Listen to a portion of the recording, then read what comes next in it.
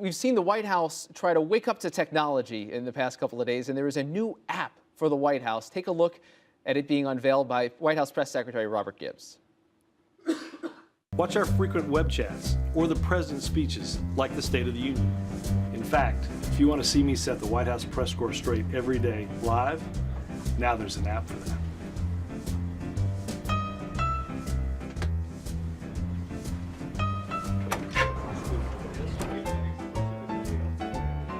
Good afternoon.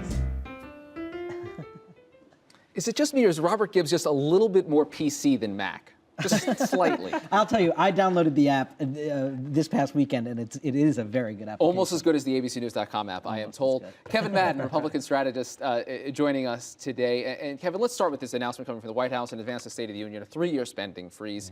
Is this for real? Is this a savvy political move to the center? Well, I think what happens is that the president is trying to placate some on the left, placate some on the right, and by doing so, he found himself with no political friends on this.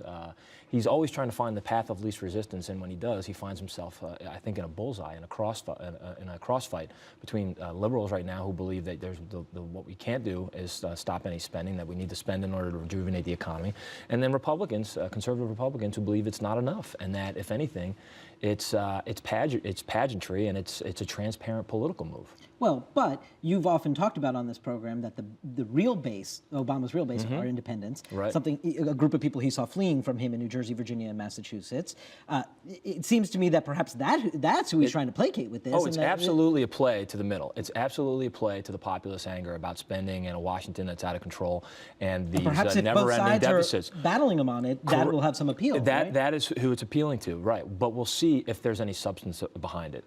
My criticism of this president has always been that he has proffered himself as a visionary, a statesman, and somebody who was interested in unifying people and solving big things, but in reality that it's been all style and very little substance, and that he hasn't taken the big steps that you need to in order to bring people together and actually reform some big problems that we have, spending and deficits being one. State of the Union obviously provides a rhetorical opportunity to kind of reset things, change the storyline that we're talking about here. What does he need to say, do you think? We'll make you be the Democrat for a moment and advise him. What does he need to say to get some of his mojo back? Well, I think he does have to recognize that I think he has to make a case to the American public that he gets the message, and that he does believe that we can reform institutions. But instead, his mistake was believing that you could do it all at once, and that he has to do it in small pieces. That he does believe that the institutions in Washington are not working for Americans, and that he's going to be the person to help reset that and again take on the fight. And quite frankly, I think he's going to have to pick a fight with his own party. I expect to see some sort of language that says, and this is not just about Republicans versus Democrats, you know, that instead even members of my own party have to do the X, Y, and Z. I expect to see some of that. I think that he cares more about his own political prospects than he does his party's on Capitol Hill right now. Well, I think that's true of every president, quite frankly. But where do you see the most fertile ground to pick a fight with his own party? I think on spending? I think that on spending is one of those cases that now I'm very cynical about the president's particular policy here, but I do think but I do think that the tactic of going out there and taking on an issue like spending and deficits is going to help him align him with a lot of that voter frustration out there. Do you think? Why do you guys always do this? You always make me give really good advice to the White House. It's all right. We make you earn your pay in all directions.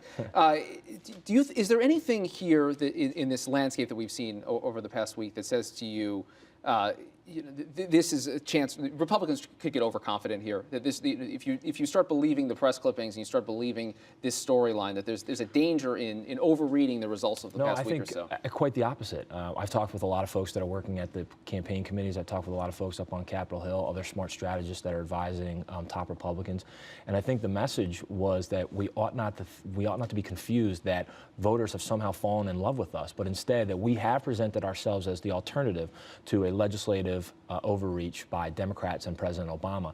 And instead, now is an incredible opportunity to align ourselves with a lot of that populist discontent against Washington with independents, and again, forge a coalition of voters that are independents and Republicans, even some conservative Democrats, about what we would do next. How would we govern? How are we going to earn ourselves to a majority? Economic pragmatism, national security, all of those issues now provide us a platform to reach those voters and earn their trust. And everyone talking about contracts all of a sudden again. Kevin Madden, Republican strategist. Contrast, and if we have to hear the term game change one more time. Fair enough. That does it for this edition of Top Line. Be sure to click us on again tomorrow. And it's twitter.com/thenote. So we asked Ginsburg yesterday if it's easier to get a table.